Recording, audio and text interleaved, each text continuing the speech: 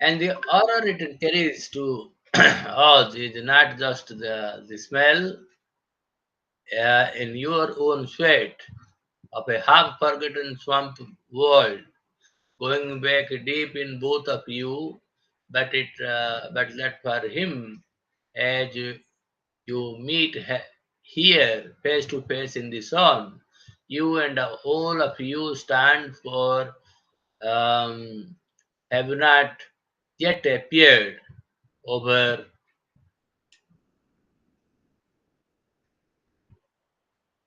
So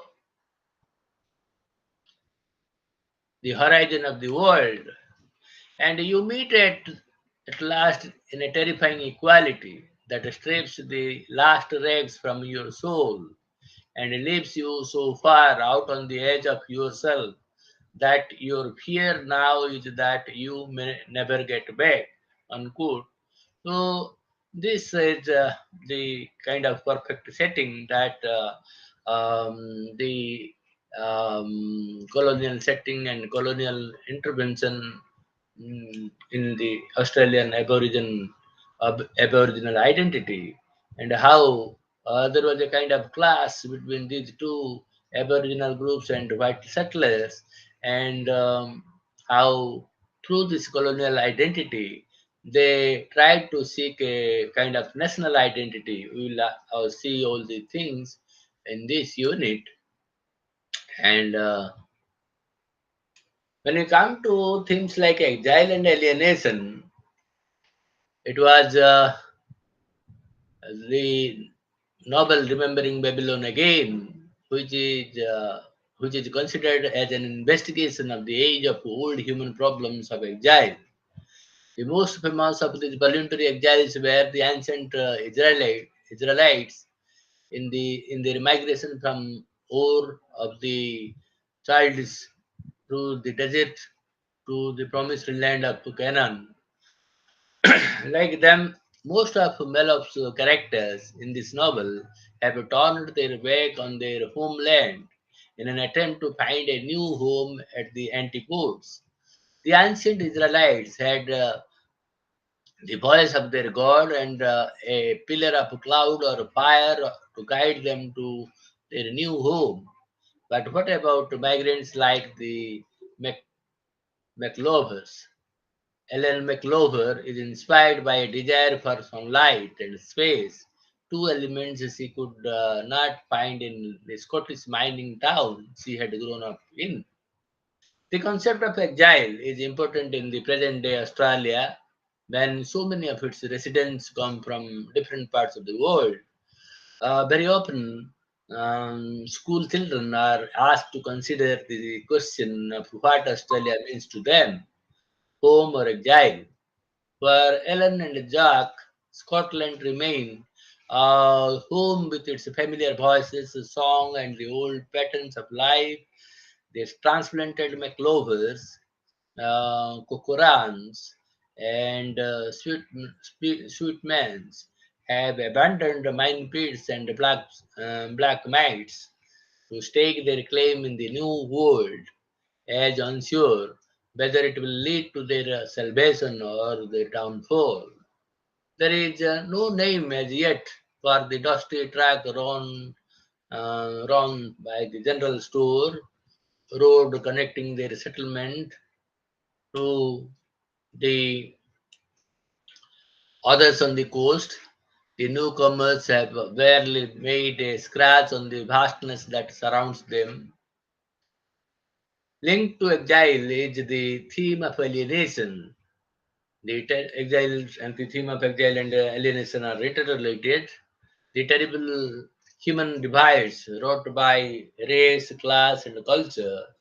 Maloff effectively explores this theme through the role of German Jamie Fairley. He had dramatized this difficult communion between civilized and primitive in an earlier novel, An Imaginary Life, published in 1978, where Ovid befriending a wolf boy learns to communicate in silence. Human societies have always had their outsiders, those who are different because of appearance, religion, or race. Uh, Jamie's difference makes him an object of fear, especially as he had lived for 16 years with the Aborigines. The land has another issue at stake in the novel. The setting of outback Queensland influences the main characters. Their attitude to the land is one of the indications that their place of exile has become part of the life of the imagination. George Abbott, the school teacher, finds the land symbolic of the defeat of his ambition and of his degradation. He finds the climate and loss of plant life repellent. The Aborigines seem to him to represent life in its lowest human form. George fears his degeneration the most when his life is transformed by meeting Leona. This his new life is symbolized by his perception of the beauty of sunset in the bush. Janet McLaughlin chooses to work with the bees partly because they seem to her to represent the national richness of the land. The uniqueness of the land is a source of delight to Mr. Fraser, Jock McLaughlin. Uh, McLaughlin's attitude changes from shock to joy. He is at first appalled by the harshness of land or the intemperate climate, but later has a vision which is poetic in intensity and delight. Uh, then we'll come to the next important issue or theme, that is the fault lines in white Australian identity. So there can be few sentient visitors to Australia, sentient visitors to Australia, um, unaffected by their contact, however peripheral, with the country's indigenous inhabitants.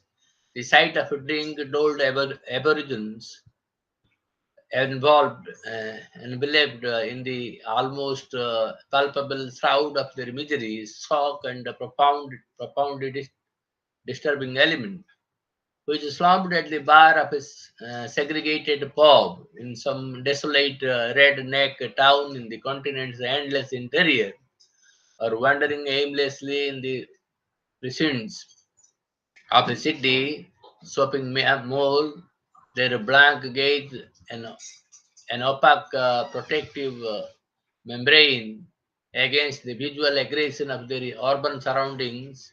There is an intensely powerful presence. It exudes despair. In common with the America's Indians, those are the tragic victims of the colonial rapacity. Their closed down, sealed off look tells of quote unquote pain beyond any possible telling, depopulation, the loss of homeland, the loss of any foreseeable future, unquote. For these wretched people are the broken shards of a more than 40,000-year-old civilization, wantonly destroyed by a mere 2 centuries of colonization. They are the psychically mutilated survivors of the policy of genocide that the British settlers pursued from their earliest days in the colony. And yet, it was not until the bicentennial celebrations of 1988 that the Aboriginal population of Australia, demonstrating for the first time on en masse, actually succeeded in focusing generalized public attention on the intolerable conditions of their existence. It took 200 years and the virtual extermination of one of the Earth's most ancient people before even a minority of whites began finally to concede that an irreparable injustice had been committed against Australia's auto, auto clones. There is a terrible inexorability in the pattern that colonization follows. Why that should be so? Part reasons may be adduced for the malignant ethnocentrism of colonizers. These are the questions that form the main axis of David Maloff's novel, Remembering Babylon, published in 1993. Uh, writing in the moral of and political wake of the past strings of our organized mm, Aboriginal protest, Malaf reflects in his novel on the social and psychological reflexes that determine the white man's policy towards the Australian concept.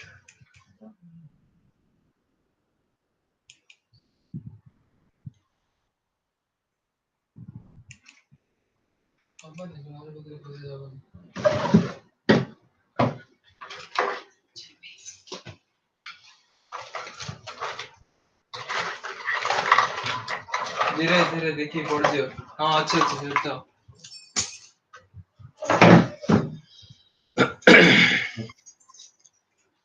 So,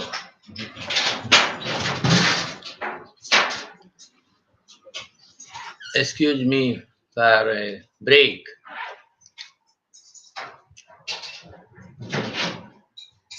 While slumped at the bar of a segregated pub in some desolate redneck town in the continent's endless interior, or wandering aimlessly in the precincts of a city shopping mall, their blank gaze an opaque protective membrane against the visual aggression of their urban surroundings, theirs is an intensely powerful presence. It exudes despair in common with North America's Indians, those other tragic victims of colonial rapacity. Now, this novel, David Wallop's novel, Remembering Babylon, which was published in 1993, it tells us about these differences of or these tortures that have been unleashed on the Aboriginal people. Writing in the moral and political wake of the fast stings of organized Aboriginal protest, Moloch reflects in his novel on the social and psychological reflexes that determined the white man's policy towards the Australian continent and its native inhabitants. He also outlines the opportunities that the pioneer settlers failed to take and which had they been taken would almost certainly have allowed their descendants fastly to develop a more equitable relationship with the Aboriginal population. Secondly, to avoid many of the ecological disasters which Australia has suffered as a direct result of colonization. And finally, to forge a less incongruous, more authentically Australian identity than that which is theirs today. Yet, Mullup does not choose to address the Aboriginal issue directly, opting for an oblique approach. He examines with the endless probing eye of the pathologist the reactions of a group of British settlers to the arrival in their midst of Jamie Fairley. Jamie was an English castaway, gone native in his late 20s when the narrative begins. Jamie was we discover from the narrator's subsequent request to Class-6 tossed overboard in its early teens from a British ship, sailing for the shores of northern Queensland. The last 16 years of his life have been spent with the Aboriginal tribe who discovered him on the beach where he lay stranded like some helpless marine creature the sea had washed off.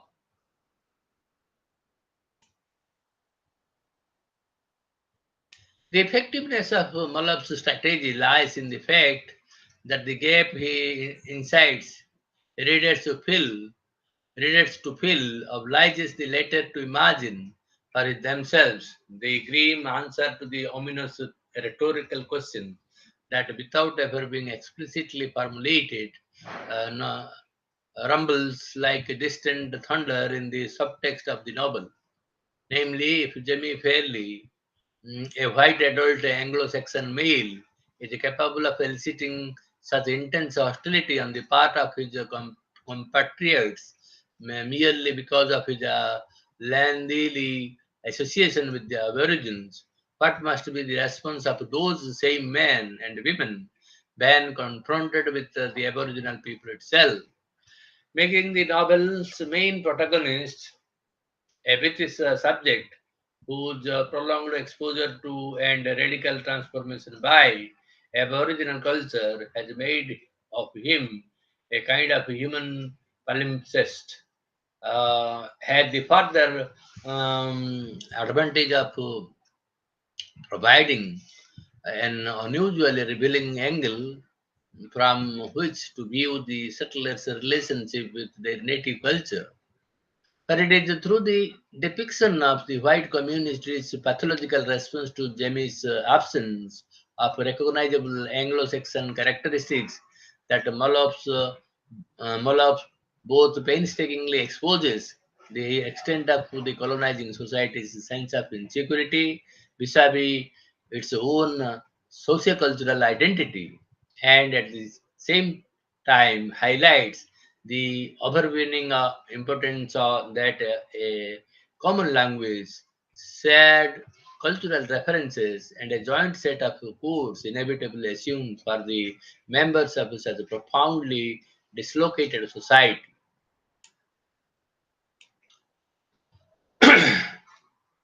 Though Jamie is presented in successive chapters of the novel from the varying perspectives of a multiplicity of focalizers, what remains constant in all of the desperate evocations of him is the arresting image of a white black man, an aboriginalized white. His original Anglo-Saxon self has, we must assume, been completely overlaid, if not entirely effaced, by more than a decade and a half of shared existence with the indigenous tribal people who rescued him. Significantly, the effects of this accidental superimposure of one identity over another are not confined to Jimmy himself.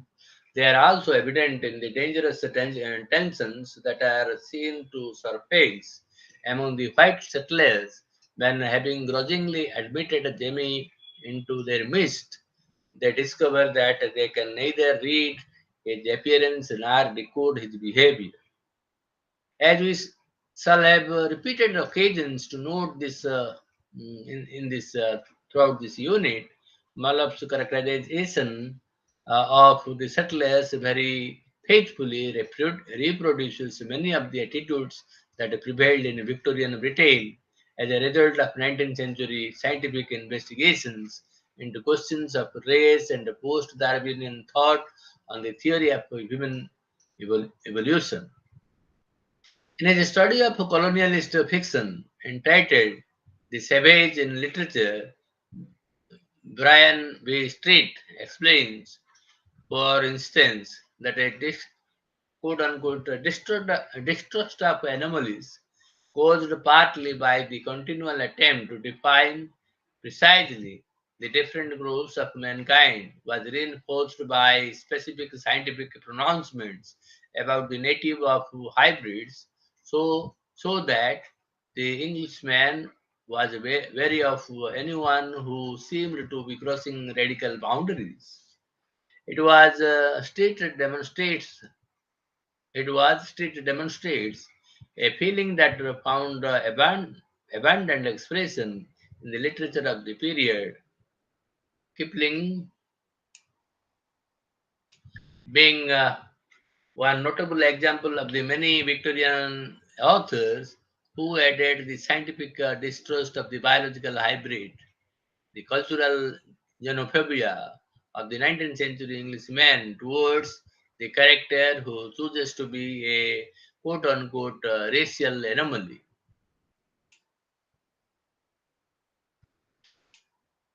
From the earliest pages of Mollow's novel, Jamie, as he is seen by the various members of the community to which he has been drawn, as if by some instinctive animal urge to sniff out the barely remembered scent of his former existence, is consistently identified with the territory from which he suddenly appears, as opposed to the country from which, like settlers, he originates. 12-year-old Latlan Beatles, Beatties, and thus the reader's crucial first impression of Jamie is, for instance, that he is a fragment of a Thai tree swamp, some bit of land over there that was forbidden to the children. One on realizing, however, that what he has taken to be an integral feature of the surrounding topography is in reality an autonomous living being. Lachlan's immediate conclusion is that given the terrain from which the apparition is emerging, the later can only be a black, and that therefore the settlement is being raided by blacks. In the boy's mind, the link between the land beyond the settlers' boundaries and the threat of hostile natives is automatic and absolute. So this is the description of the hero Jamie of the novel Remembering Babylon, and where we find things are very very complicated, complex, and subtle things are being explored through the character of Jamie, and how the Aborigines have suffered at the hands of the white settlers, and why how things are. Mm, taking shape, we notice here in detail, in some detail, of course. Then, what is made clear as the narrative develops in that is that even if the settlers are prepared to consider Jamie himself as the harmless, they cannot overlook the primordial fact that he constitutes a direct link to that dimension of the country they inhabit that terrifies them. He is, first and foremost, a constant reminder of realities like the massacre of 1919 whites at the Comet River they would rather forget. As such, the mere sign of him in their midst has the power to disquiet, disorient, and thoroughly destabilize them. In common with all colonialists, the British who colonized Australia were possessed of a Manichaean vision of the world in which they strove to implant themselves colonized territory as they saw it and as it is evoked for us through successive focalizers in Mallo's novel, is composed of two architect, art, antithetical and grossly disproportionate parts. On the one hand, there is the spatially limited fenced-in area they have claimed for themselves by rigging stripping, denuding it of all its original features.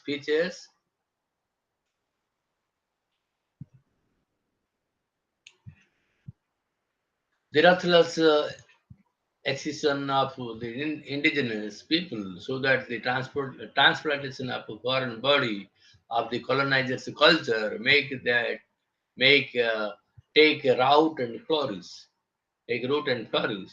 On the other, the infinitely vaster, unconfined, and ever threatening to engulf space occupied wholly by the native and therefore alien elements in passages that may be said to express the subtlest points of view. This latter space is, as you have already noted, consistently referred to in language that underlines its dark, dreadful, and primeval nature. In the eyes of the white community, other remote centers of colonization that are dotted along the coastline of northeast Australia, clinging like so many tiny branches to the outer seaward rim of the continent's massive land mass, are separated by tracts of country that no white man had ever entered. It was disturbing that to have unknown country behind you as well as in front. The deliberate emotional restraint which permits that statement alerts us to the undertow of fear and insecurity that is its ostensible purpose to conceal.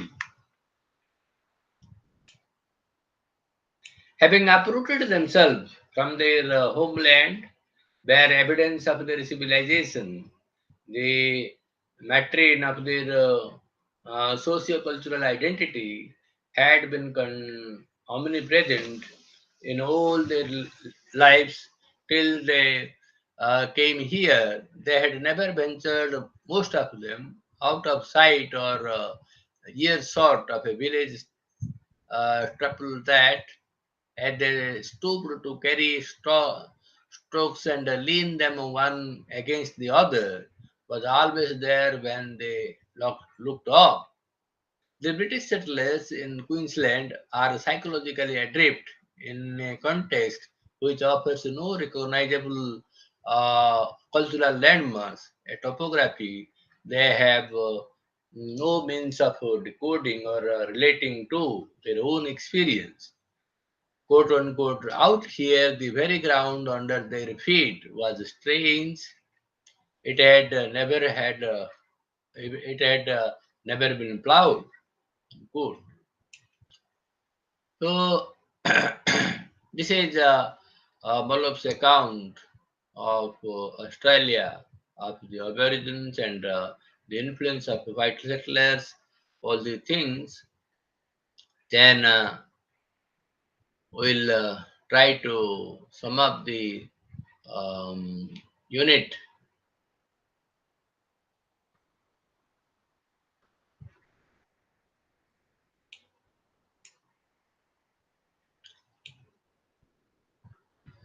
So how Australia was evolved, how Australia's evolution took place, and its colonial identity has been transformed into a national identity, and the themes of exile and alienation, and the fault lines in the white Australian identity are all present in Mollop's novel. Um, and with that, we'll come to unit number two, where we'll find the greatness of the novel Remembering Babylon, and how the chapters of the novel, the detailed story of the novel, will tell us the issues that we have raised in the first unit. The inspiration for David Malloff's seventh novel, Remembering Babylon, published in 1993, comes from an account of E. Reynolds, a 19th century historian of an English sailor, James Morrill, who lived for 17 years among the Queensland Aborigines before returning to white society. His words when revealing himself to a group of shepherds were quote unquote do not suit. I am a British subject, a shipwrecked sailor. Molloph's novel, however, not a historical novel, but though it reimagines the key moments in Australian history, despite its time span, which stretches from the middle of the 19th century to the First World War, the concerns of the characters and the ideas of the novel are very much alive in the last decade of the 20th century.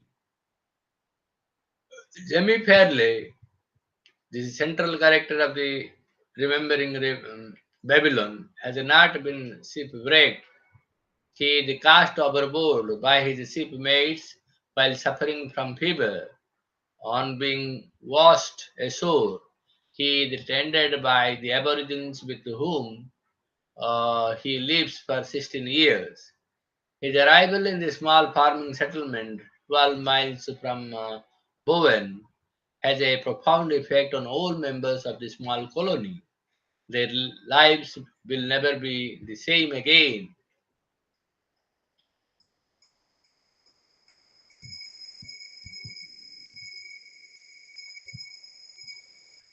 The protagonist can no longer distinguish their homeland,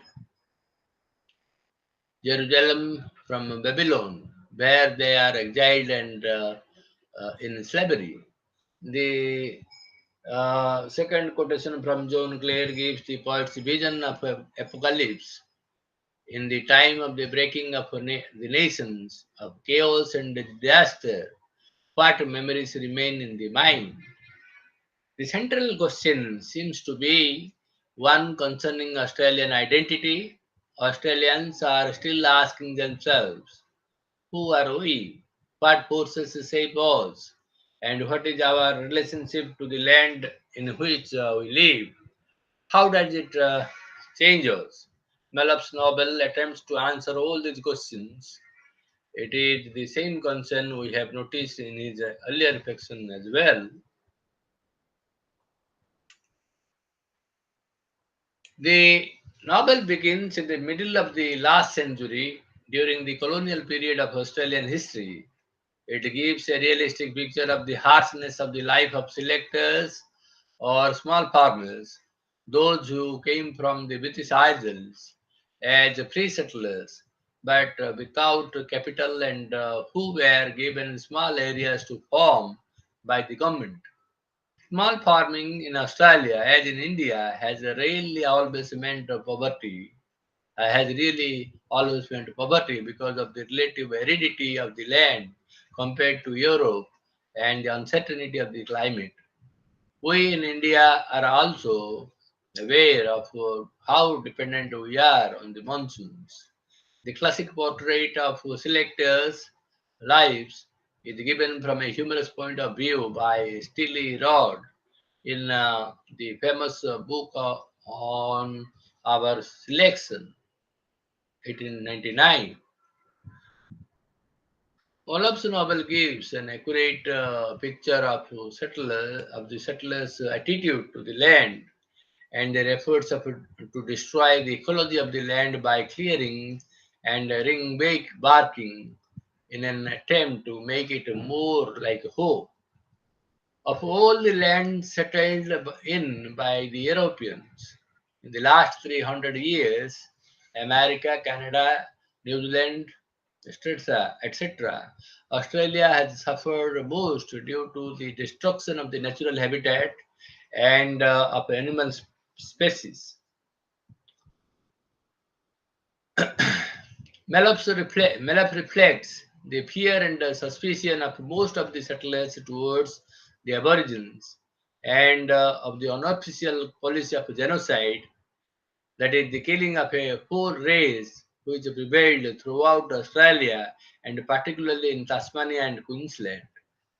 The portrait of Aboriginal life given in the novel, though not detailed nor idyllic, suggests that the tribes achieved a close bonding to each other and to their land, and that the natural balance they had with nature went back tens of thousands of years into the early history of humankind on this planet. Despite its historical setting, the attraction of remembering Babylon lies mostly in the characters that Malouf creates and the ideas and themes that give it a contemporary relevance.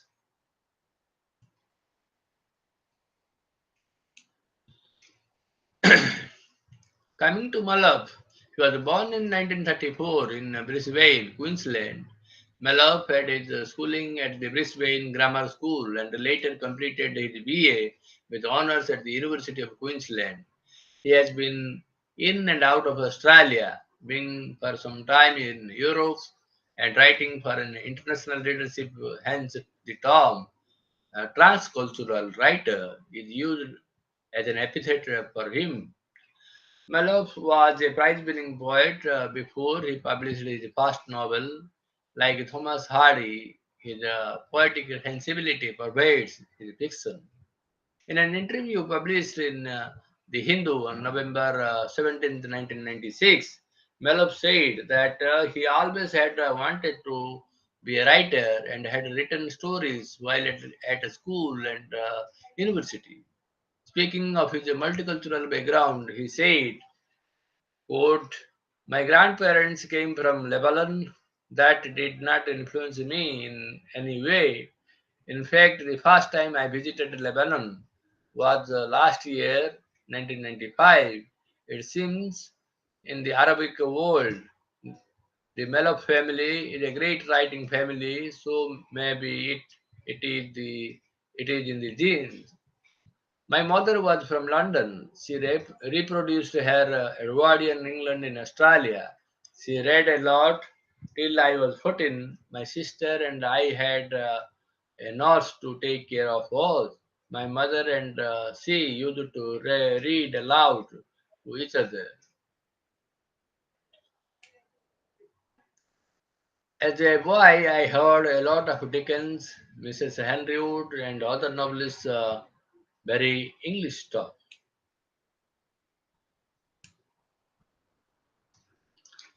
In 1979, Malaf was awarded the New South Wales Premier Prize for Fiction for his second novel, An Imaginary Life, a fictional account of the ancient Roman poet Ovid's life in exile in Tomis in 8th AD. The theme of exile is reworked in Remembering Babylon. In An Imaginary Life, the story works on emotional and philosophical planes. It is a novel of great beauty and power, richly imaginative and poetic. It has been called a post colonial meditation and considered a criticism of civilization. The exiled poet, Ovid, longs to identify with nature and empathize with uh, an alien culture through a boy reared by wolves, the child, and through the people with whom he lives, led lives which are simple, elemental, but completely in tune with their surroundings. Mellop admits that while writing this novel, he was very much influenced as an Australian by the presence of the Aborigines. Quote from outside, Aboriginal culture may look strange, but it is rich and multi-layered. Unquote. Ovid finally comes to believe in the wholeness of creation, apart from playful parallels such as shared birthday, Melop's and Ovid's March falls on the same day, March 20th.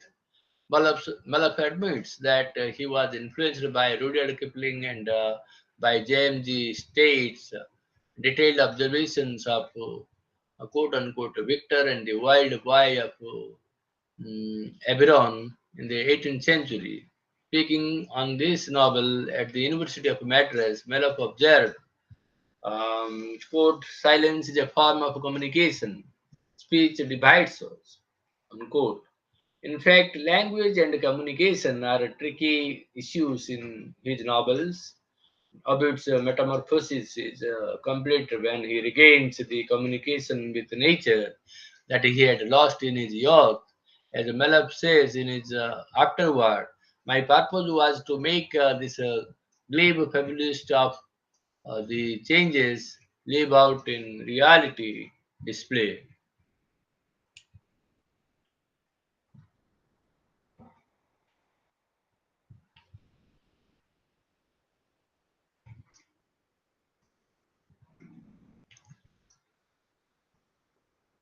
So when we come to the novels of Malab, we see the life and reflection of Aboriginal people and how um, things are um, moving in a chronological linear manner.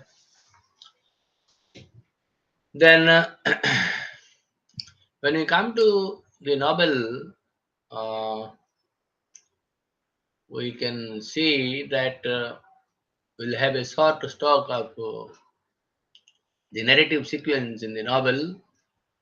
First, we find Jamie's first appearance and its immediate consequences on white settlement. A flashback to 16 years before Jamie was washed ashore. He was cared for by the Aborigines, but is drawn back to white settlement. The growing relationship between Jamie and the white community, the exploration of the past life of George Abbott, another flashback, an account of the McLover family in MacIver family in Scotland and in Australia. The settlers had different perspectives about how Aborigines should be treated, and these attitudes affect their approach towards Jamie. Jamie was lived for 5 months with the settlers, and he represents a trait of their fragile sense of security. This is a fast forward. George Abbott's sentimental education begins when he meets Mrs. Hutchins and is later introduced to Leona. Then the Aborigines visit Jamie, the rising panic among the whites. Some members of the white settlement organize a series of acts of violence against the McIvors for sheltering Jamie. The results of the short meeting between Jamie and the Aborigines, another flashback to the time when the McIvors first hear of Jamie's abduction. Mr. Fager's botanizing and his sensitivity to Aboriginal culture uh, is followed by beekeeping at Mr. Hudson's place and Janet McIvor's initiation right into womanhood. The horror of Jamie's early childhood experiences in London is portrayed to another flashback. Flatulence reclaimed to Jamie and the attack that follows. Mr. Fraser's visit to the governor of Queensland, bushfires, and Jamie's disappearance. Then fast forward to the First World War and to a meeting between Janet, now non and Lachlan, a minister in the Queensland state government.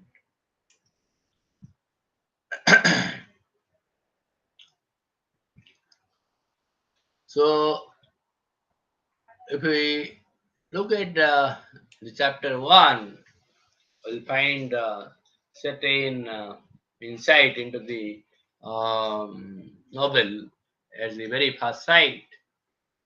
In keeping with the mystical nature of this novel, uh, Jamie's first appearance to the children is like a supernatural revelation. He seems to spring out of the no man's land of the swamp that was the abode of everything savage and fearsome, of nightmare rumors, superstitions, and all that belonged to absolute dark. He seems not quite human, halfway between a bird and a human being. Laslan Jock McIvor's McBob's nephew.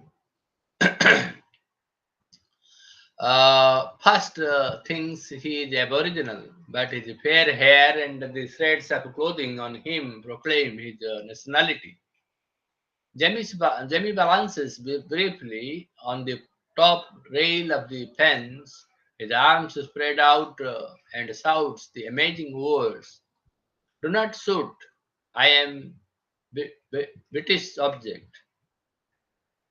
revealing his origins and the fact that he had not spoken his language for a long time. The past appearance of Jamie suggests the dichotomy of margins and periphery in the uh, polity, politicizations of space of the novel. It also indicates the novel's liminal nature, the suggestion that the boundaries are man-made and tend to both exclude and include. Then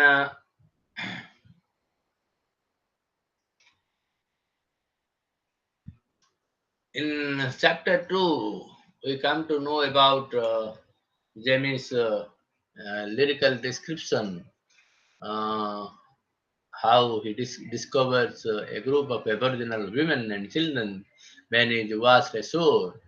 Mollop's poetic sensibility at work here.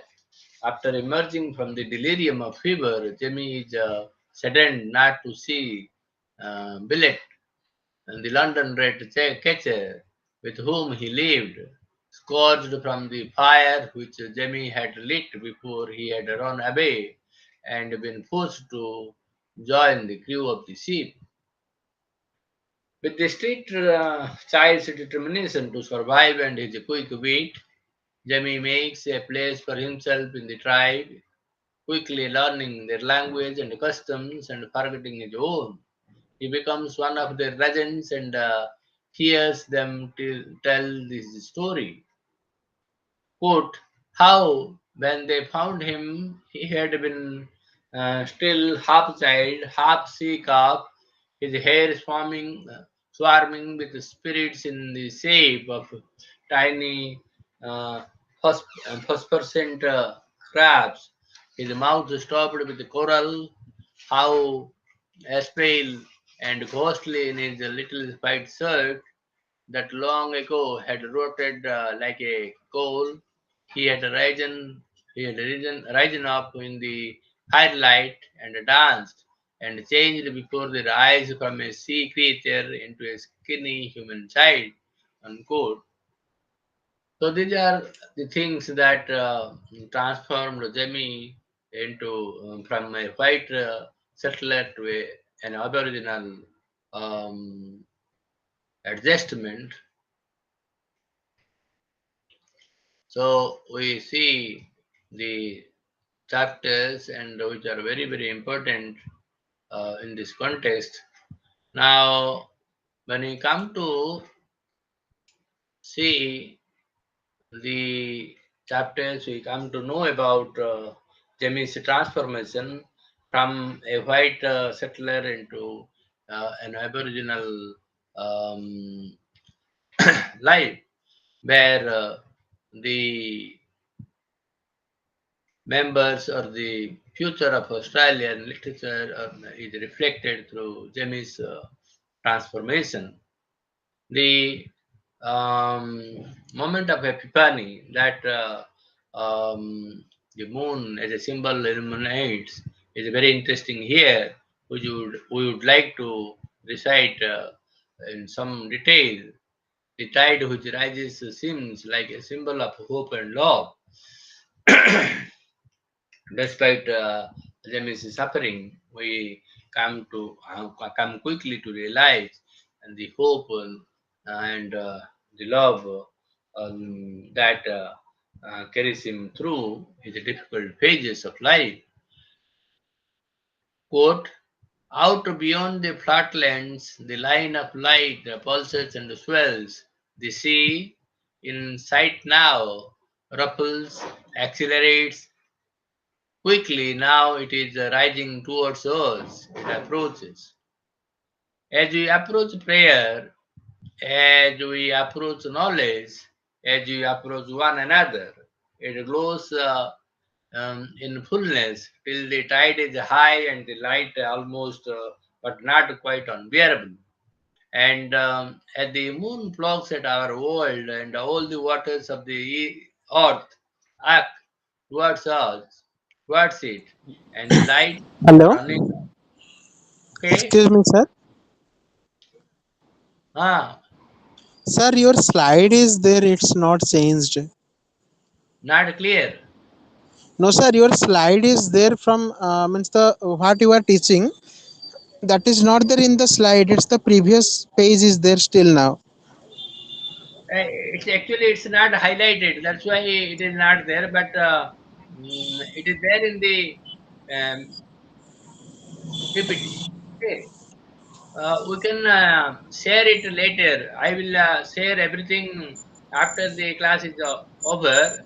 Maybe after the all the classes that will be over. I will get some time and I have your WhatsApp group. I can share it there and then because of the busy schedule. I prepare and deliver right now. Maybe after your class is over, I will be free and give you all the units at, Okay. at one time. Okay? And sir, still now you were not added in that WhatsApp group, and I have also given you the my contact number. I had added two. That today I added one and another car is there. You can tell him he can add you. Okay, sir. If not, you just message your number in the chat box and I can add you. No problem. Okay, okay, sir. Okay? Thank you, sir. Okay, thank you.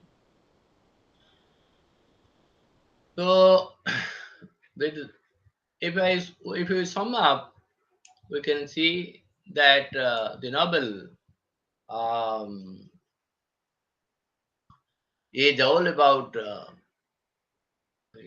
David Maloff's encounter um, between the Aboriginals and the white settlers, and how the Aboriginal identity is being imbibed in the white settlers' identity to give to create a kind of new national identity. That is very interesting, and with that we'll come to the unit number 3, and where we find some characters and metaphors, structures, and the language, all the things present in this novel, Remembering Babylon.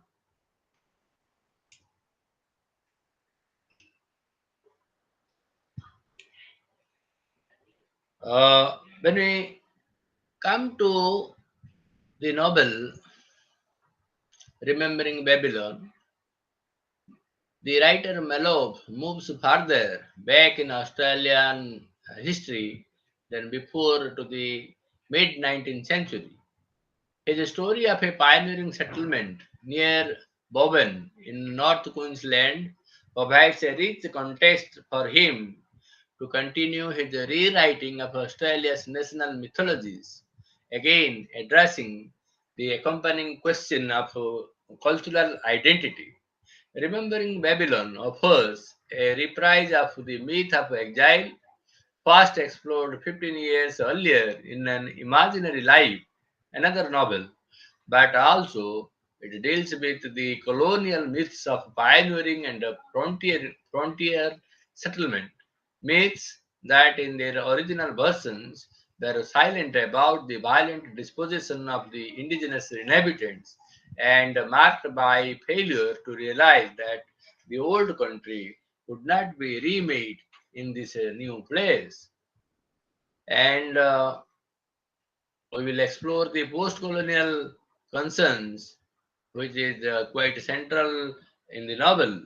This exploration is conducted principally through developing the symbolic force of the chief protagonist, as well as through the familiar themes of the enabling hybrid uh, or of the primacy of language as both constructive and restrictive agent, and of the necessity to reconnect the cultural with the natural. The primacy of language is this novel.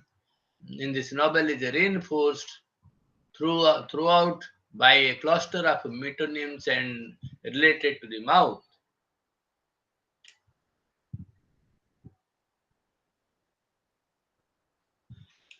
The central figure in the novel, this is the first Moloch novel not to have dual chief characters, is Jamie Fairley. At the age of 13, he is thrown overboard while ill off the coast of Queensland, then rescued by Aborigines, with whom he lives for 16 years. Hearing that they are white settlers living in the south, he seeks them out, sensing that the key to some troubled part of him lies with the different languages. He approaches three children, Lalchan, Betty, and his cousins Janet and Meg. Lalchan, who seems best able to communicate with Jamie, captures him, and the MacIvors take him in. Most of the settlers, however, find Jamie's presence strongly unsettling and become antagonistic to the MacIvors, especially when some blacks appear on Jack MacIvor's land and Jamie is seen speaking familiarly to him.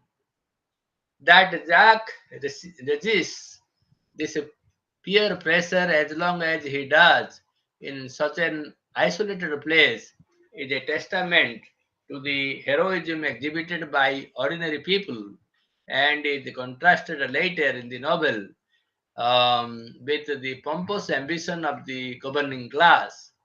There is no climax to this escalating tension. Jamie disappears and his fate is never really known. The novel ends with the reunion approximately 60 years later of Lalchan and Janet, who is now a nun. The plot is unpredictable and the characters elusive.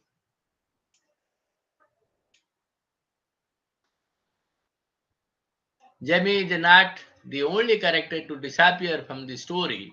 The structure is also fragmented, combining lyrical sections with portions of historical saga. Even a chapter of sustained comic satire. Such inclusiveness and fragmentation support the post colonial theme in the novel by failing to provide a neat, reassuring varieties about colonial settlement and the growth of the nation. Jamie's mythical significance is an amalgam of the wild child, the enthroned savage from an imaginary life, and the lost child of Australian art and literature.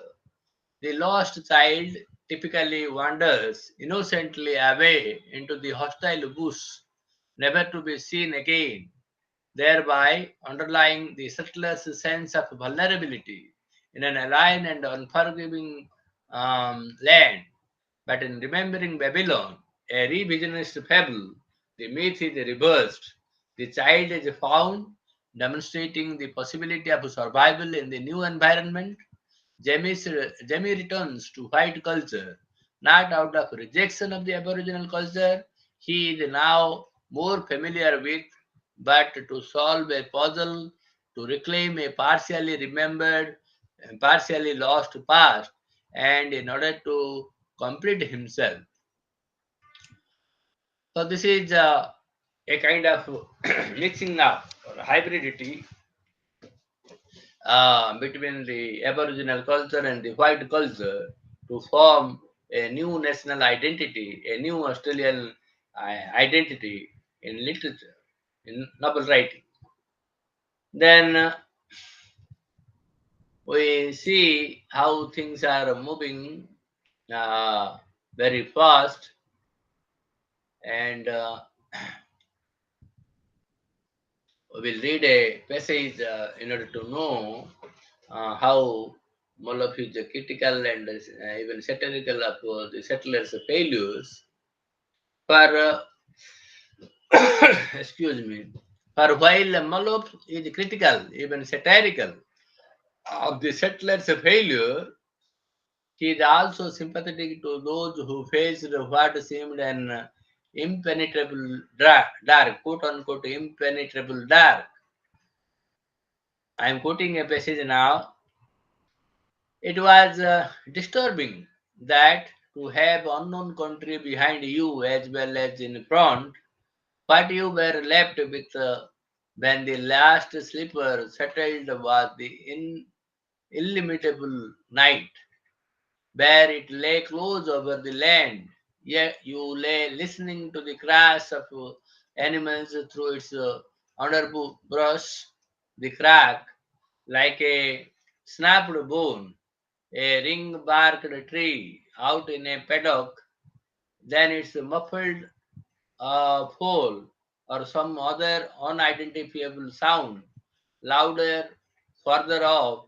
That was an event in the land's history, no part of yours.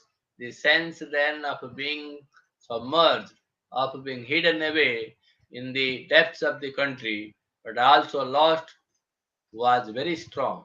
So the part is partially lost and partially found here, and that is why there is a concern um, with the writer Moloch, and he tries to criticize it and sometimes even satirize such a culture which cannot accommodate both the past and present at the same time.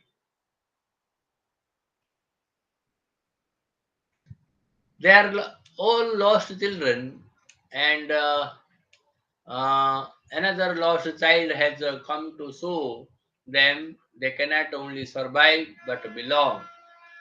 For most of them, however, Jamie only articulates their fears and threatens their fragile sense of identity.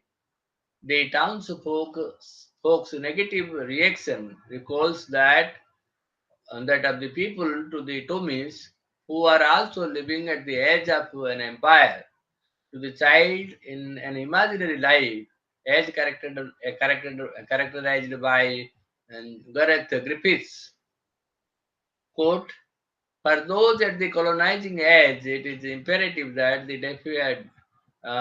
define themselves by creating the wild as savage and other as something which must be registered and destroyed, since once allowed in, it will possess and transform their already fragile identification with a center to which they constantly aspire without ever quite possessing it. Maloff stresses the sense of exile from the center that oppresses several of his main characters. Abbott had aspired to make his way in exotic Africa, where he would embrace hardship without illusions. Instead, he has been sent to Australia, which he despises. Ironically, it is largely the tropical climate, and not dissimilar to the dark continent, that so oppresses him in all its forms, clammy and insidiously sweet, luscious and quick bloom, followed by a dark pretense. Um, but the real disappointment lies in Australia's failure to measure up to the romantic notions he um, he images he seeks the image of a place she has never been to, that is Scotland. Quote, there were times when she felt helpless against a place which, as her parents evoked it in every word they uttered, belonged so much as more strongly to all the highest emotions in her than that place she was in. Unquote. Authenticity cannot possibly belong to the place she knows. Her parents' accent, their phrasing prevent it. So she too is trapped by language.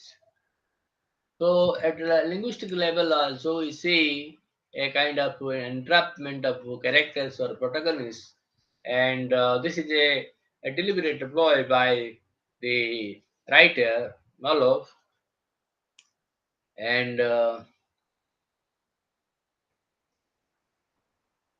we will see the use of symbols and metonyms and metaphors and epiphanies, uh, how the use of language also helps the novel to explore its theme of alienation and exile, and the way in which past has been partially recovered and partially lost in the new national identity that Australia wants to explore in the contemporary novels that we read. So the way the word comes to him, a drop of moisture sizzled on his tongue, unquote, is the example of the frequent use of metonyms for language in the novel. The references to tongue, mouth, lips, and especially breath are so numerous that they far exceed the use of any motif in earlier novels. Jamie's reconnection with the landscape is prefigured, for example, in the first third of the novel, by his, though that thought that, quote unquote, there was no way of existing in this land unless you look into yourself, discovered on your breath the sounds that linked up all the various parts of it and made them one. Unquote. In the way, Moloch creates a metaphorical subtext which indirectly reinforces the theme that the land and language and self are parts of the same process. You can see the theme of land, language, and self, or identity of the self, are linked together in the novel. The scene of the jokes and Janet's epiphanies are written without using the terms, which is appropriately given that the scenes attempt to describe an experience beyond language. So sometimes even language is also not adequate or enough to describe the psychological loss or the torture of the protagonists or characters in the novel. That human language is not always adequate is brought home to Mr. Fraser when, after his unsatisfactory dinner with the governor and the premier, he realizes he had not understood the nuances of cultured and bureaucratic social discourse. Quote, he was astonished. Had he made himself so unclear? He fails to communicate with the administrators partly because of an ideological gulf. The two rulers of the colonial democracy do not share Mr. Fraser's recognition of the need to accept this new land in its own terms. Governor Brisbane sees Queensland as the blank page, more rocks and air, and his mission is creating space where history may now occur. He has to call into existence a new self governing state, but his idea of making a new place is to mimic classical forms, constructing a culture on the ancient and already outdated European model, quote unquote, a classic, all classical illusion and no analogy. Analogy is a drug. Melaf repeats on the next page, commenting on the governor's letter home to England, in which he writes, quote, how repressing among my daily cares are these classical analogies, unquote. Only through his cultural filter, comically grandiose, can the governor manage intermittently to make his disappointment at the dispiriting bushland of the opposing shore, opposing in more ways than one. Malab succeeds in presenting this concise picture of myopic colonial bureaucracy through a satirical mode, but ridicules ambitious, complacent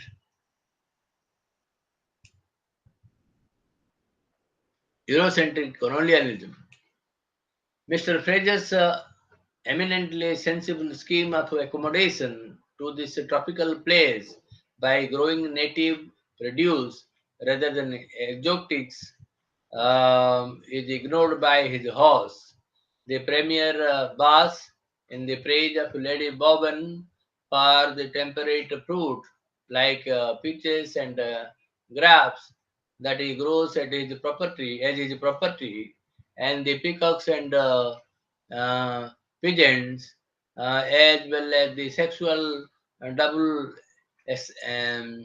entrant of his and Lady Bowen's talk of strawberries and asparagus. The motive of the machine, familiar from other Malap novels, returns as she glosses over Mr. Herbert's machine for making all ice. The machine motif is ambivalent in Malap and can negate nature or operate in the service of it. The latter meaning is evident in this case. Mr. Fraser is defeated by all the speaking in code, but nature is still triumphant, though Lady Bobbin induces a cozy torpor with the piano uh, and and exotic singing in a sweet Italian voice. The nature invades the sitting room with mock violence, reminiscent of the neoclassical Alexander Pope. So these instances present also how Melop uses language and metaphors and the metonyms in order to uh, emphasize his theme of exile and alienation and how this work in so many levels. Then, when you see the concluding chapter of the novel, which is set much later during the First World War, Janet is in a convent of Vanham, a wayside area on the outskirts of Brisbane, where she thrives her own beehives. Janet has created a political crisis for her cousin in Latlan, now a state cabinet minister, by writing him a letter uh, requesting that she be able to keep up her scientific correspondence on the subject of bees with a German priest. It seemed absurd, she wrote, that the business of a nation should get in the way of work that had only to do with nature, which knew nothing either for the little laws of man. And we see how these two guys, Luxlan and Janet, are working into theme of the novel, and we see also how language can be used effectively. The metaphors, metonyms, all the things are effectively used here to find out how things are in tandem to discuss the theme of alienation and theme of exile in the novel Remembering Babylon. So the structure of the novel, the characters, the metaphors, and the epiphanies all are contributing elements to have a close grip of the novel and to make it a close-knit structure and to make it an interesting read. So with that, we will come to know the fourth unit and which is about the narrative strategies and communication.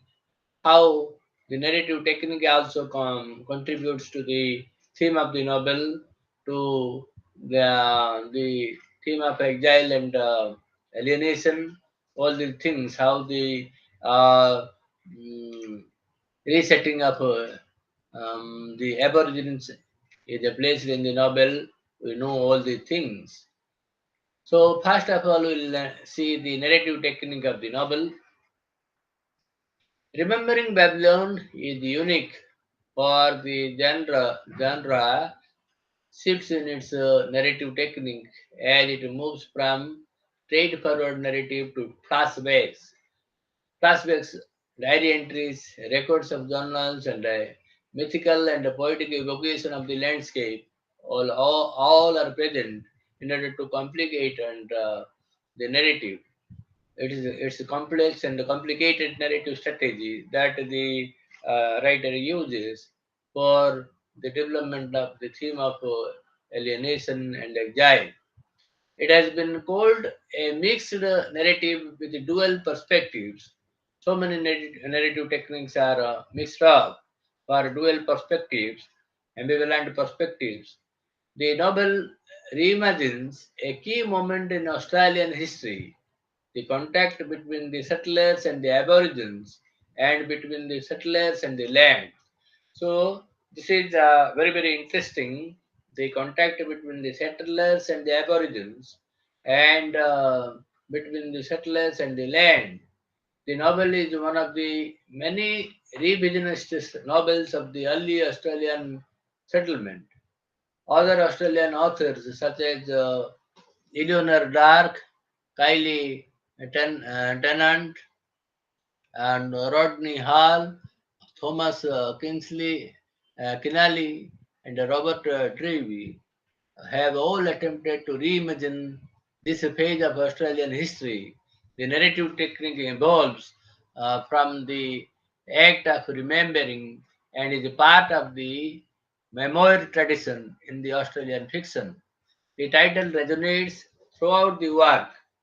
Part are the problems that one is likely to encounter in analyzing Malap's narrative technique. The first problem of narrative technique in the novel is the first is that the incompleteness of rather the suggestion of incompleteness. The novel introduces the reader to the lives and the circumstances which are not fully realized. The narrative withdraws in space and time from the core of the story. The promise of a saga is cut short by the truncated story. The novel shifts constantly from saga of historical fiction, the satire of colonialism, to satirical colonialism. There is no sustained narrative mood. There seems to be many books in Remembering Babylon. In keeping with his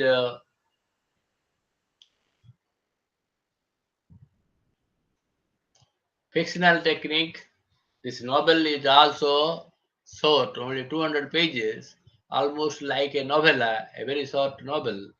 But it also resembles the epic in its scope and ambition. In Malop's The Great World dealt with the Anzac experience in the Second World War. Remembering Babylon deals with the history of outback pioneering in the 1850s. The narrative is fraught with the anxiety of remembering to maintain links between generations.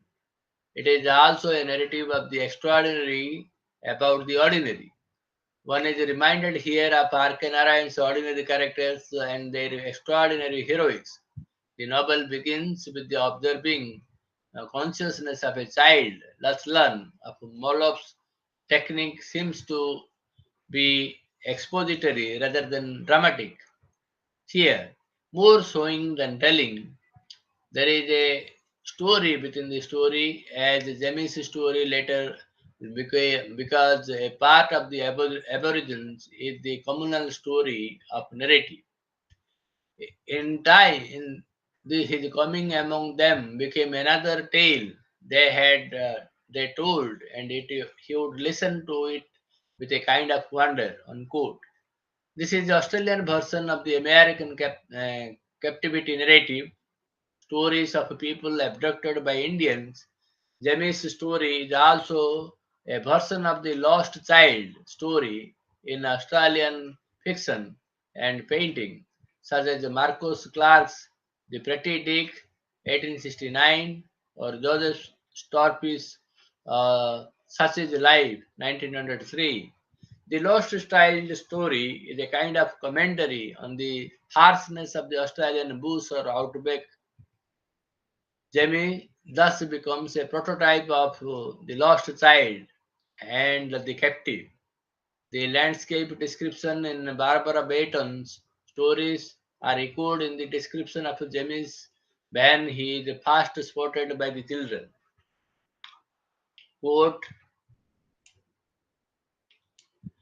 in the intense heat that made everything you looked at rough and glare, a fragment of tight tree swamp, some bit of the land over there that was forbidden to them, had detached itself from the band of grey that made up the far side of the swamp, and in a sharp shape more like watery, heat-struck mirage than a thing of substance, elongated and eerily indistinct, was bowling, leaping, flying towards them. Unquote. This is the very interesting and intense beginning of the novel.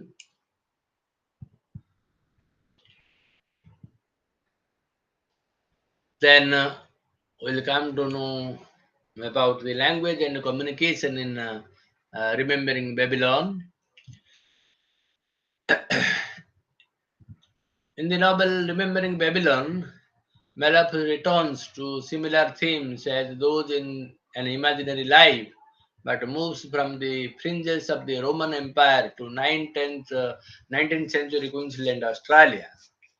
The struggles of characters to achieve wholeness in this novel are taken up not through silence as they were in an imaginary life, but rather through an emphasis on sensory and gestural communication.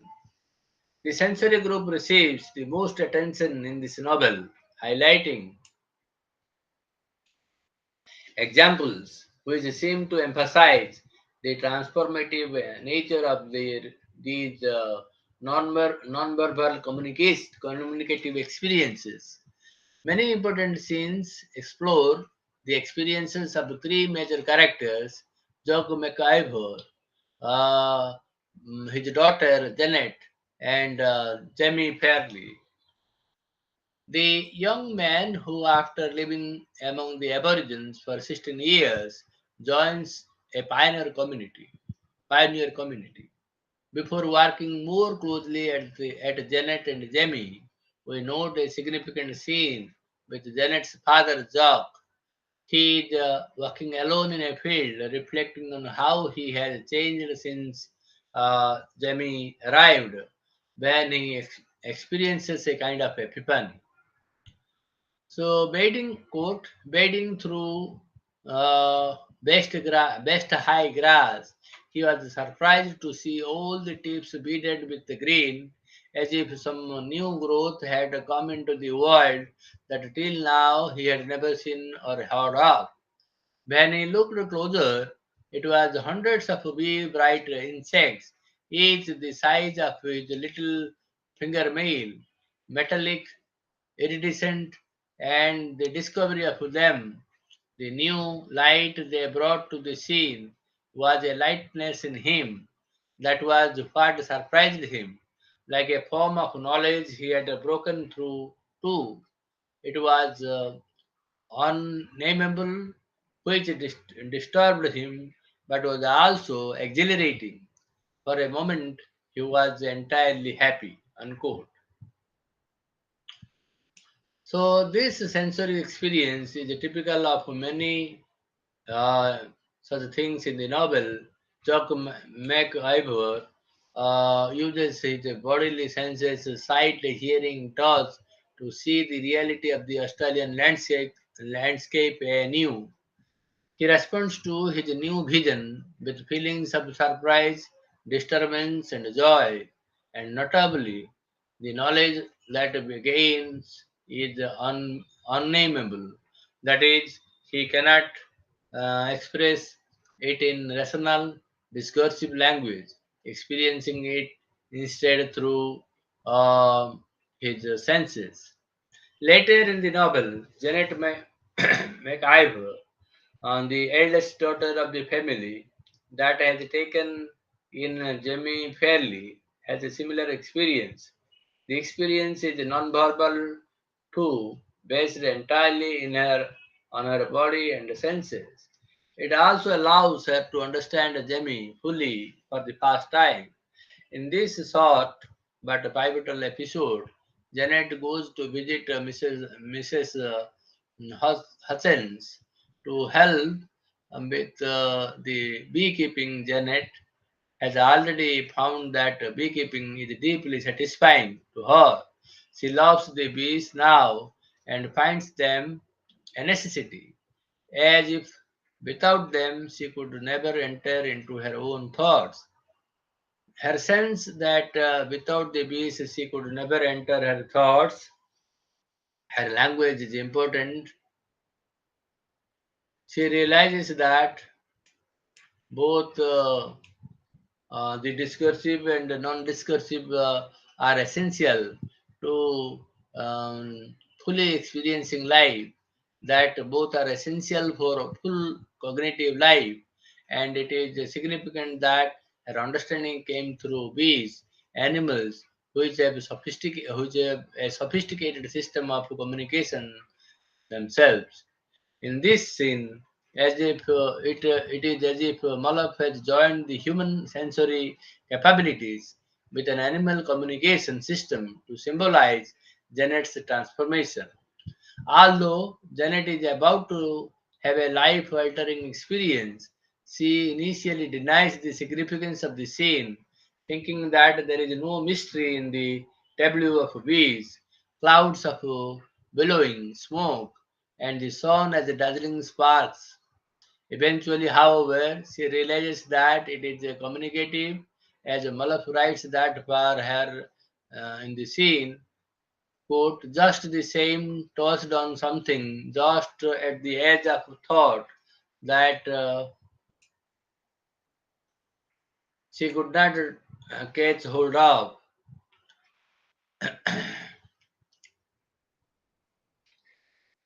Then, as Janet goes to work with Mrs. Hutchins, a swarm of bees lights on her, covering her body quickly and in a single cloud. Quote, she just had time to see her hands covered with fluffy, live fur gloves before her whole body crusted over, and she was blazingly gathered into the single sound they made, the single mind. Unquote. At this point, Janet's rational mind A rational mind tells her to stand still, that the bees will not sting, as they are already full. She then distinguishes between what she calls her old mind, the one that uses verbal language and tells her what to do, and her new and separate mind, her new mind, one that is linked to the sensory and the bee, tells her, "You are our bride," and it is outside her body, drumming and swaying above the earth. Janet links this new mind and the new mind of the beast to her body, and its a new phase signaled her menstruation. As she stands still and realizes that it matters not whether she is a girl, woman, or tree, Mrs. Hussins and Jamie appear with the smoke that attracts the bees. The bees peel off her body, quote, like a cross, till she stood in her own skin again, which was a fresh where the air touched it, unquote. Her skin seems new to her now, and she remains a little out of herself. Jamie and Mrs. Hutchins fret over her. Later, after she is grown up and has become an expert on bees, she remembers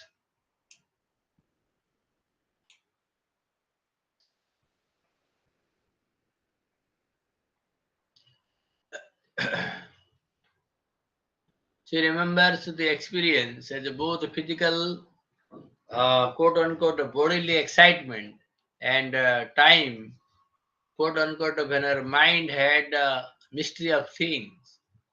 Here, Malov clearly suggests that the verbal and the sensory are needed to come to an understanding of the mystery of life, or to put it another way, to understand fully one's mental life. Janet experiences a kind of wholeness that Molov himself in a video interview has said is one of his primary concerns in the novel, An Imaginary Life.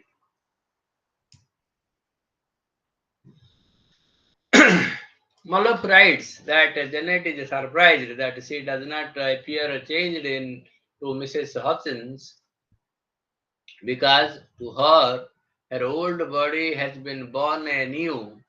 Furthermore, after the experience, Janet has a vision of herself not as a gawky girl, but as a storm, black and bubbling. Since she sees the image, quote unquote, through Jamie's eyes, she is convinced of its truth. The ability to see through Jamie's eyes for the first time is representative of her deepened understanding of him. She cannot understand who he is solely through discursive language and her intellect. She needs a sensory experience, such as the one with the beast, to come to such an understanding. Knowing that she sees for the first time from the perspective enables her to experience unity between the body and mind. The experience is transformative and could not be accomplished without Jamie and the sensory knowledge provided by the bees.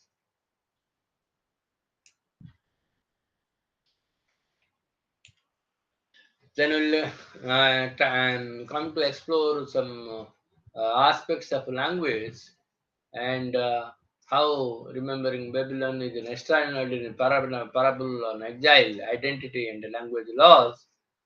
So, remembering Babylon is an extraordinary parable of exile, identity, and language loss. Moloch is preoccupied with communication and explores the relationship between verbal and non-verbal communication, or the lack of it. It is poetry and fiction. For example, in the poem entitled To Be Written in Another Tongue, and in the story, the only speaker of his tongue, language for Moloch plays a vital role in the construction of identity. Language is also connected with the theme of exile and is thus a strong theme in much of his writing. The novel's complex shifts in chronology and focus yield a dramatically simple story. The marginalization of Jamie's story results from the fact that it is merely one more element in the parable of alienation and assimilation, and this is developed through a meditation on language and identity. The novel is a story of colonization through the prism of language uh, language mutation, and language laws underlines the narrative. Jamie loses his language. Jamie loses his language, being away with the Aborigines, and acquires a new one. He tries to get back to the white settlement to quote unquote put the words back in his mouth. The novel becomes a microcosm of all linguistic adaptation and change. Ironically, the MacIver family who adopt him are from Scotland and so do not speak English. They too experience language loss. George Abbott tries to teach his roused peoples English words that they would never be able to relate to the visionary Mr. Fraser's data on local flora in the native tongue. Jamie knows that there are no words in English for the natural life of Australia. Jamie has this mystical view of the oneness of language and environment that he got from the Aborigines and which he passes on to Fraser. The inability to adapt linguistically is measured by a failure to adjust culturally. The Australian landscape is named with a European sensibility. Distant England becomes a point of reference for the things relating to Australia. Wolof implies nonverbal communication such as gestures, silence, sensory communication, and animal communication systems. Human language for Molop is only one of the sign systems in the dense network of signs in the world. Jamie experiences a wordless unity during his meeting with the Aborigines. Silence becomes a positive experience for Jamie, as it did for Ovid in um, Thomas. The characters struggle to achieve a unity of being through sensory communication. Jack McIver, Janet, and Jamie rave this sensory experience. Jack experiences a oneness with the land as he walks alone in a field. He uses his bodily senses to see the reality of the Australian landscape. Since he has a thought, he cannot express his knowledge in the rational terms. Janet too has a similar experience in beekeeping, which allows her to understand Jamie for the first time. He understand Her understanding comes through the bees, insects with their own sophisticated system of communication in the animal world. Janet cannot understand Jamie through her rational intellect. She needs a sensory experience.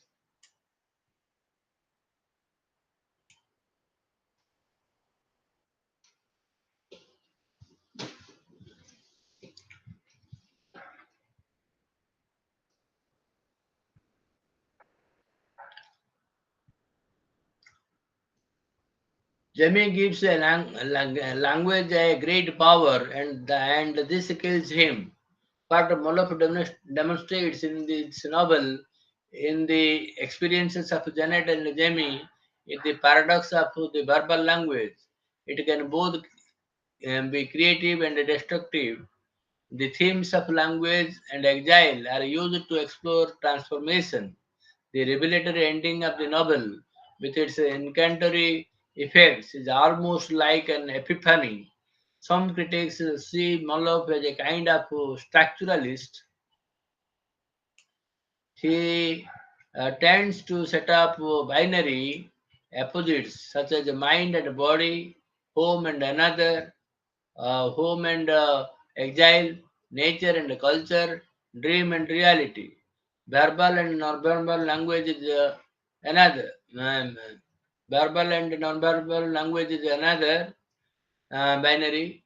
Malaf aims for a reconciliation of these binary conflicts and is conscious that each is a part of a pair and are required for creating a wholeness in life or a complete experience of the world.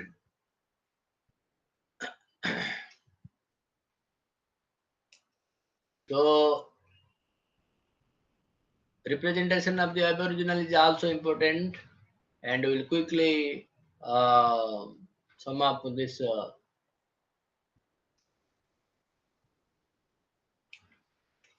um, Aboriginal experience in the novel. White perceptions of the Aboriginal form part of the tradition of Australian fiction. Three early Australian novels that deal with significantly with the Aborigines are Ralph Ruslig, 1840 by James Tucker, The Emigrant Family, 1849 by Alexander Harris, and 50 years ago, An Australian Tale, 1864 by Charles D. Book. Others followed, such as Catherine Toussaint Pritchard, uh, Conrado, 1929, Xavier Herbert's Capricornia, 1939, and Poor Fellow My Country, 1975, and Eleanor Dark's The Timeless Land, 1941. The literary tradition continued into 1950s, 60s, and 70s with such works of Randolph Strauss to the Islands, Peter Mather's Trap, and Thomas Kinley's The Chant of Jimmy Blacksmith, and Nene Gayer's The Fringe Dwellers, 1961. The current fiction or recent fiction in this area has undergone a transformation. Rodney Hall's The Second Bridegroom, 1991, is a reassessment of early perception of the Aborigines. Then there is a Robert Drew's The Savage Crows, which explores white violence on the Aborigines. Remembering Babylon represents a current trend by the white Australian authors while writing about Aborigines to look backwards, to try and reinvent them as the peaceable inhabitants of a pre-colonial Eden is perhaps safer than dealing with the present situation. In The Remembering Babylon, another novel about a white man who has lived with the Aborigines in the mid 19th century, we see the Aborigines at one uh, removed from the author. Malap's entry point into the alien to the Europeans' world of the Aboriginal culture is teenager Jamie Fairley, who has spent his formative years among them and becomes an object of curiosity, suspicion, and bigotry when he returns to white settlement. German Green's attack, titled Mullop's Objectionable Whitewash, may have consolidated the novel's position as a literary landmark, but it focused attention on Mullop's representation of the Aborigines. Mullop keeps the reader on the periphery of the Aboriginal life. We only glimpse them by proxy through the agency of German. Jamie. In fact, Malaf has been accused of stereotyping the Aborigines' spirituality in his description of Jamie's meeting with them on the farm. Green felt that Malaf relegates the Aborigines to mere symbolization of the white man um, ID, and for not including the fact that the European settlement introduced disease, displaced the aborigines from their land, and filled uh, it with unsuitable livestock. The whites called the aborigines savages and did not refer to themselves as invaders. But Malaf is conceived with Malab is conceived with the fears of white society that the Aborigines might to try to drive the whites out. This is still evident in the objections to the Mahao decision. Suzanne Faulkner confronts Green's attack with the view that Malab's book is a work of the imagination, a metaphor and a poetic novel.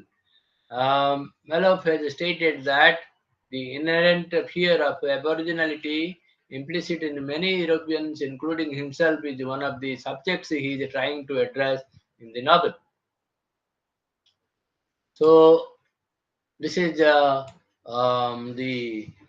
communication gap or communication trial that Malaf is trying to do, and the peculiarities of narrative taking used by David Malaf, and the problem of language and communication is and discussed here. And with that, we will come to the last unit of the novel, which tells us about the traditionalists. The traditionalists set up a discourse that saw an oppositional relationship between Australia and Britain. The landscape and the people took on a distinct Australian identity. The closing words of Lawson's story, the bush undertaker, mirrors this stance, and the sun sank over the grand Australian bush, the north of and the tutor of eccentric minds, the home of the weird and of much that is different from things in other lands. Contemporary writers have contested this notion that a post-colonial nation can only represent itself in reference to the European model. Traditionalists have conceptualized Australian space either as a holistic prison house or as a utopian paradise. This dichotomy or double aspect, as Judith Wright calls it, continues in the contemporary fiction. The specificity of a place continues to play an important role in fiction. The place is so big that it can never be written out. Opposite to the realists, there was the other stream of traditionalists, the writers of popular romance such as the Tasma, Jesse Lobier, and Ada Cambridge. This parallel tradition continues in contemporary fiction. Miles Franklin's My Brilliant Career, 1901, brought the two traditions of realism and romance together, providing at the same time a position for a female subject in a patriarchal, male oriented society. So here we see how the Australian fiction um, is slowly and gradually has come of age. Many Australian novelists have been drawn to a rewriting of their country's historical past in an effort to understand it. Peter Carey makes a pertinent remark in his Oscar and Lucinda, 1988, when he says, quote unquote, I learned long ago to distrust local history. David Mallows in Remembering Babylon, 1993, takes up this stance. when he rewrites the myth of settlement in a way. The novel is a reworking of the battlers as the early settlers were known as several novels have been written about these battlers. In fact, the battler attitude is still popular in contemporary Australian society. Aboriginal writers like Monroe, formerly Colin Johnson, and Shelley Morgan contest this white myth making and attempt to reclaim Aboriginal history. Contemporary writers focus on the fictionality of history, and this contradicts the notion that history is constructed. Paul Redley, the narrativist, stressed the uh, fictionality of history because it is a narrative. History is just a fiction which a majority has agreed upon. So we come to know about the intersexuality of so many things in the novel. Then we come to know something about women's fiction. The last 40 years have seen a great upsurge in women's fiction in Australia. Deborah Adelaide's mm, 1998 biography lists 450 women writers. Australian publishers were accused of a feminist bias. The distinctive features of women's writing in Australia are its energy, its resilience, and its determination to tell the truth, even when this contradicts the comfortable complacencies of Australian belief. Shelley Walker, Guide to Women's Literature. Dale Spender, the Australian feminist critic, maintains that women writers wrote about different issues of different in different ways from the men. Quote, what women writers saw and made of the continent and its inhabitants was a long way from the world of mateship and make a decidedly different body of literature with distinctly different traditions. Unquote. The man's literary tradition has provided the voice of the other, which challenges the optimistic centralist vision of Australian life. Women writers, like their counterparts in Britain, America, and India, were different kinds of wrote different kinds of fiction. Some were interested in rehistoricizing the past, some in family sagas, others in social realism, while some others examined the writing process. Nearly all were attempts to capture certain areas of female experience. Ever since Caroline Leakey wrote the fast convict novel, The Brood Arrow, 1859, about 15 years ahead of Marcus Clark's more famous It's a Natural Life, 1874, women writers have been in the forefront of writing in Australia. Established writers such as Thea Ashley, Jessica Anderson, Elizabeth Jolie, and Shirley Hazard are signposts in fiction today. So with this, we will have to um, conclude. So many things were left, and so many things have to be accommodated, but we could not. In this, we have in this section we have seen the contemporary fiction and have given an overview of fiction written by the contemporary writer.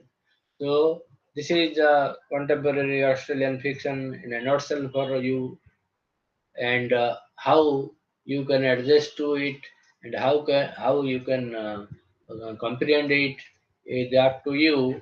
And the first and foremost advice I would give to all of you is to look at things as they happen.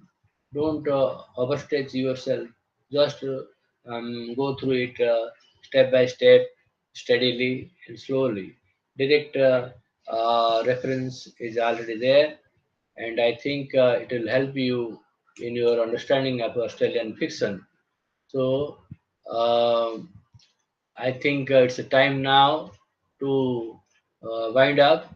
Thank you for today, and see you again, maybe on a Monday, the last class, where we will sum up everything, and if possible, we can also share some slides, and we can share some PDFs with you all. Thank you. Any problems that you want to share or anything you want to add? You are free now because you have still 2 3 minutes left.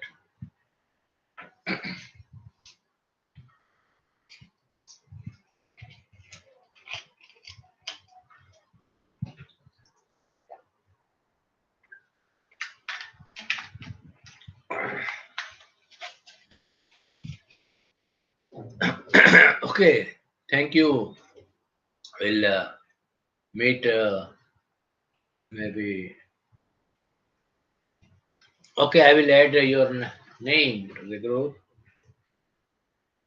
and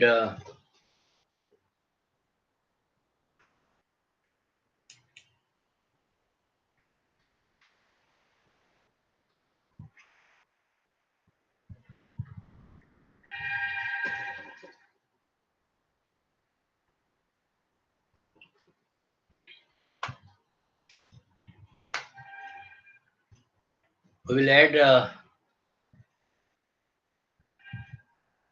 you all.